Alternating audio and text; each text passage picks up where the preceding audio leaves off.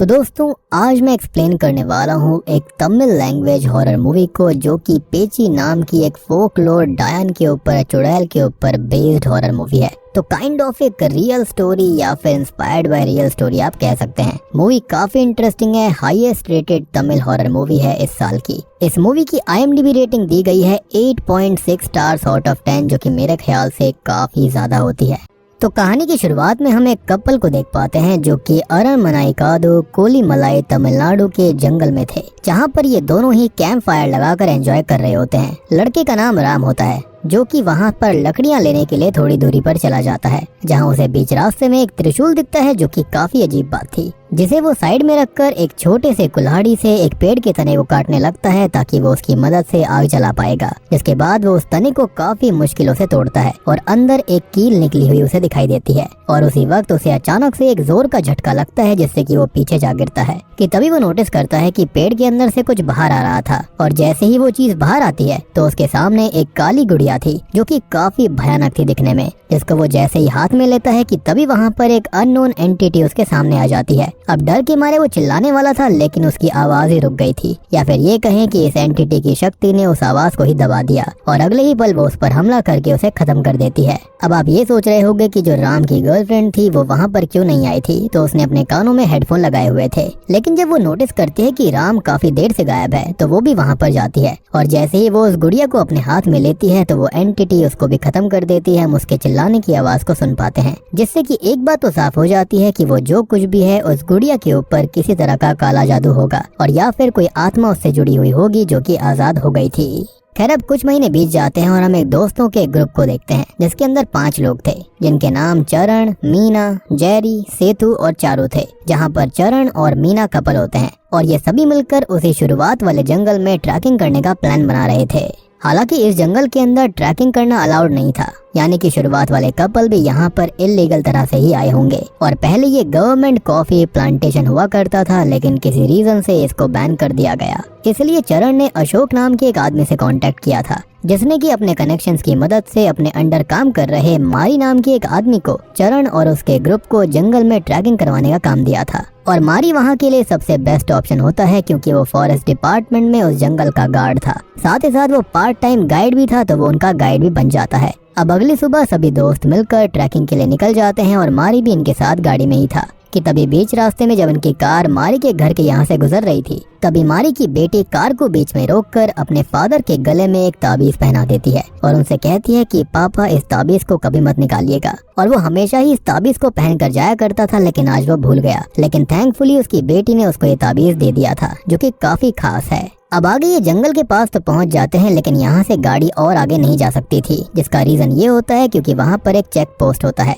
जिसके चलते इनको अपनी गाड़ी वहीं पर छोड़नी पड़ती है। और उस वक्त हम मारी के एक फ्रेंड को देख पाते हैं जो कि उसी के गाँव का था, तो वो उस गाड़ी में बैठ जाता है और उसकी देखभाल करने लगता है। अब आगे कुछ ही दूरी पर चलने के बाद जब जंगल शुरू होने वाला होता है तभी मारी सभी से ये कहता है कि अगर आपको जिस किसी को भी कॉल करके कुछ बताना है तो अभी बता दीजिए क्योंकि यहाँ से आगे सिग्नल्स नहीं मिलेंगे। जिस पर मीना उसको ये पूछती है कि अगर हम किसी मुसीबत में फंस गए तब क्या होगा, क्या तुम्हारे पास कोई वॉकी टॉकी वगैरह नहीं है? जिसके जवाब में मारी कहता है कि हमें डिपार्टमेंट की तरफ से ऐसा कुछ दिया ही नहीं गया है और अगर आप लोग मेरी बात मानते रहेंगे तब आप किसी भी मुसीबत में नहीं फंसेंगे। अब आगे कुछ देर चलने के बाद इनको एक जगह पर पानी बहता हुआ दिखाई देता है, जिसे देखकर मीना और चारू उसमें जाकर एंजॉय करने लगते हैं, जिस दौरान वो बहुत ही ज्यादा शोर मचा रहे थे, जिस पर मारी उन्हें वहाँ से जल्दी निकलने के लिए कहता है। अब इस चीज का वो ये कारण देता है कि यहाँ पर जंगली जानवर आ सकते हैं और वैसे भी इतना शोर मचाना ठीक नहीं है। जिसके बाद वो दोनों वहाँ से बाहर तो आ जाते हैं लेकिन मीना मारी के ऊपर अंदर ही अंदर गुस्सा हो रही थी। खैर कुछ ही देर के बाद में ये अचानक से एक जगह पर पहुंच जाते हैं जहाँ पर रेस्ट्रिक्टेड एरिया का बोर्ड लगा हुआ था और वहाँ पर ढेरों घंटियां बंधी हुई थी, जिसको सेतु हाथ लगा देता है और अगले ही पल वो घंटियां पुरानी होने की वजह से गिर जाती हैं क्योंकि जिस रस्सी पर उस घंटी को बांधा गया था वो रस्सी बिल्कुल गल चुकी थी। अब मारी ये सब देखता है और ये कहता है कि हमें यहाँ से नहीं जाना चाहिए, ये खतरनाक जगह है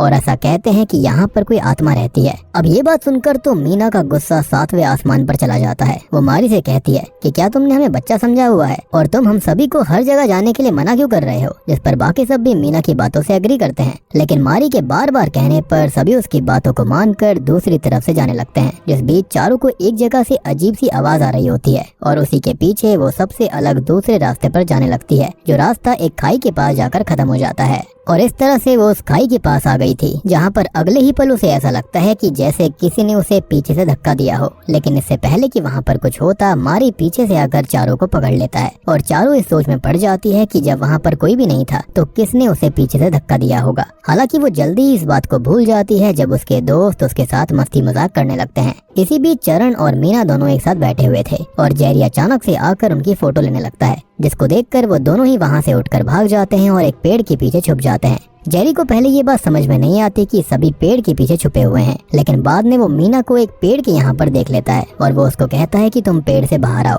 वहाँ से तुम्हारी अच्छी फोटो आएगी। जेरी के इतना कहते ही पेड़ की यहाँ से एक चुड़ैल बाहर आती है, जिसको अचानक से ऐसे देखकर उसे झटका लगता है और तभी कोई हाथ नीचे से जेरी का पैर खींचता है, जिससे कि वो अपनी जगह पर गिर जाता है और इससे वो बहुत ज्यादा डर गया था। तभी हम देख पाते हैं कि उसके पैरों पर किसी के उंगलियों के निशान भी आ गए थे, यानी कि जो कुछ भी उसके साथ हुआ वो बिल्कुल सच था। जेरी की इस हालत को देखकर सभी दोस्त सामने आकर उस पर हंसने लगते हैं, लेकिन वो उन्हें ये समझाने की कोशिश कर रहा था कि यहाँ पर कोई है और इस बात को लेकर वो इतना सीरियस हो गया था कि वो अपने ट्रैक को कैंसिल करके वहाँ से चले जाने की बातें करने लगता है। जब ये बात सेतु सुनता है तो वो उस पर गुस्सा होकर ये कहता है कि तुम तो हो ही डरपोक, चले जाओ यहाँ से। और उस वक्त चारू भी सेतु का ही साथ दे रही थी, जिस वजह से जेरी गुस्से में दोनों से ये कहता है कि अगर तुम्हारे अंदर हिम्मत है तो तुम दोनों बस जंगल के अंदर जाकर दिखाओ और जिस जगह पर रेस्ट्रिक्टेड एरिया का बोर्ड लगा है वहाँ से वापस आकर दिखाओ। अब ये सब बातें मारी भी सुन रहा था, लेकिन उस वक्त उसकी बात वहाँ पर कोई भी नहीं सुनता। जिसके बाद सेतु और चारू जेरी के चैलेंज को सीरियसली ले लेते हैं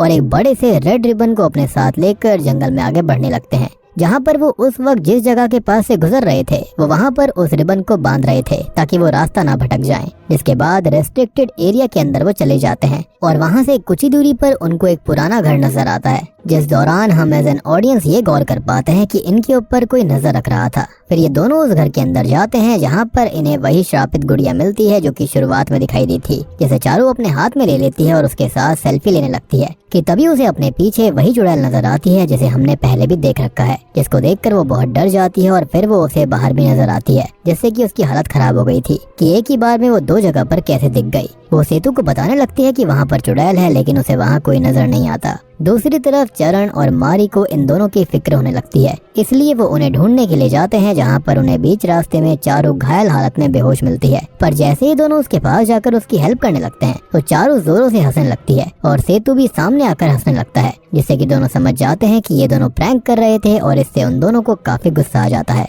मारी फिर गुस्से में वापस बेस कैंप पर आने लगता है, जिसके पीछे चरण भी आ रहा था और तभी वो दोनों नोटिस करते हैं कि सेतु और चारू तो दोनों पहले से ही बेस कैंप पर थे और चारू डर से कांप रही थी, जिसको देखकर सडनली उनके दिमाग में ये सवाल आता है कि फिर वो दोनों कौन थे जिन्होंने इनके साथ प्रैंक किया था। जिसके बाद पीछे मुड़कर देखने पर चरण को चारू और सेतु, जो कि उसी चुड़ैल के छलावे थे, वो एक शैतानी मुस्कुराहट के साथ उनकी तरफ देखते हुए दिखाई देते हैं, जो कि अगले ही पल गायब भी हो जाते हैं, यानी कि ये चुड़ैल उनके साथ खेल रही थी।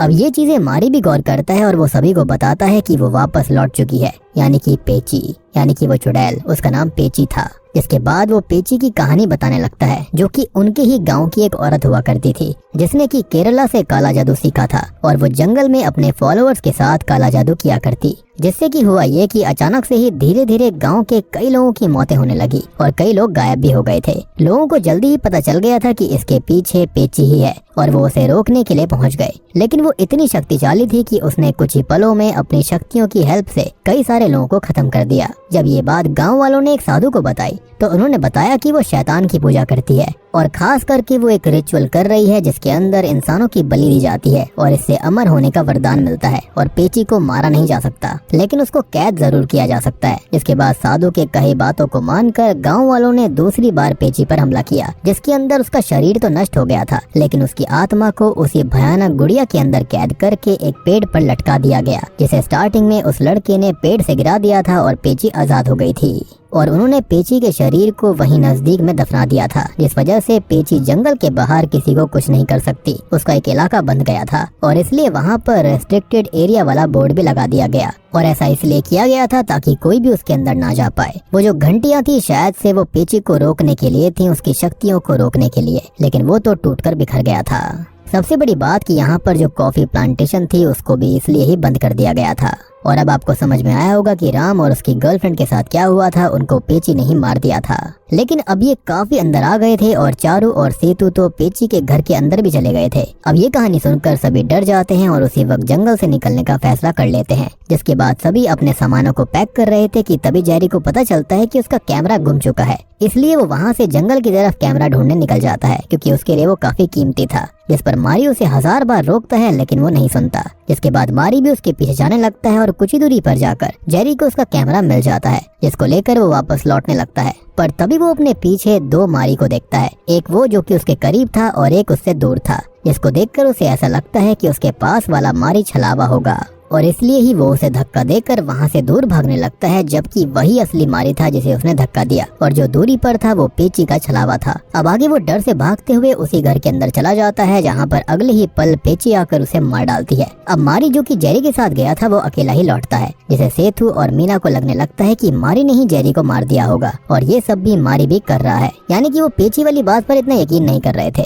जिससे कि सेतु मारी पर गुस्सा होकर उसे मारने लगता है। दूसरी तरफ चारू भी कहीं चली जाती है, जिसको ढूंढते हुए चरण और मीना उसके पीछे जाते हैं, जहाँ पर उन्हें चारू एक जगह पर अजीब तरह से खड़ी मिलती है और एक ही झटके में पेची उसे पकड़कर अपने साथ ले जाती है, जो कि इतनी तेजी से हुआ था कि वो सब ठीक से देख भी नहीं पाते। अब जैसे ही चारू की मौत के बारे में सेतु और मारी को पता चलता है तो दोनों जंगल से भागने लगते हैं और उनके पीछे मीना और चरण भी भाग रहे थे। जिस बीच मारी काफी दूर भाग जाता है और उसकी जगह एक छलावा मारी बनकर इन तीनों को पेची के घर के पास ले जाने लगता है, जिस चीज को सेतु समझ जाता है और वो चरण और मीना को जाने से रोकता है। तभी दूसरी तरफ हमें रियल मारी को दिखाया जाता है, जिस पर पेची हमला करने आती है, लेकिन वो किसी कारण से बीच में ही रुक जाती है और वहाँ से गायब हो जाती है, जिससे कि मारी बच जाता है। लेकिन ये हुआ कैसे था? तो मारी ने जो ताबीज पहना था जो उसकी बेटी ने उसको दिया था, उस वजह से पेची उसे मार नहीं पाई। अब आगे हम नोटिस करते हैं कि मीना गायब हो गई है, जिसको चरण और सेतु ढूंढने लगते हैं। तब वो उन्हें पेची के घर में नजर आती है, जिसको देखकर सेतु वहाँ से भाग जाता है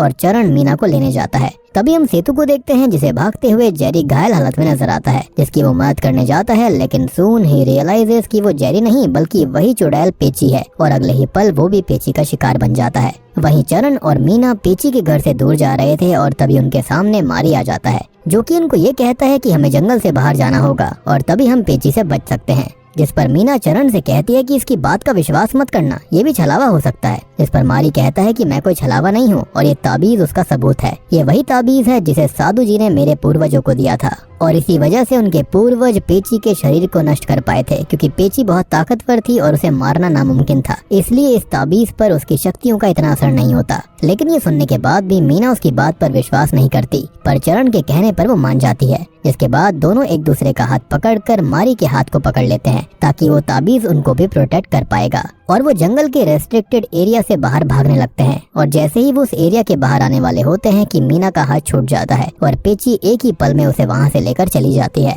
जिससे कि चरण बहुत ही ज्यादा टेंशन में आ गया था और वो मीना को ढूंढने के लिए वापस जाने लगता है। मारी उसे रोकने की बहुत कोशिश करता है, पर वो उसकी एक नहीं सुनता और फिर से रेस्ट्रिक्टेड एरिया के अंदर चला जाता है। अब उसे जल्दी ही समझ में आ जाता है कि उसका फैसला कितना गलत था, क्योंकि अंदर उसे मीना नहीं मिलती और अपने दोस्तों के डरावने छलावे उसे डरा रहे थे, उसे मॉक कर रहे थे।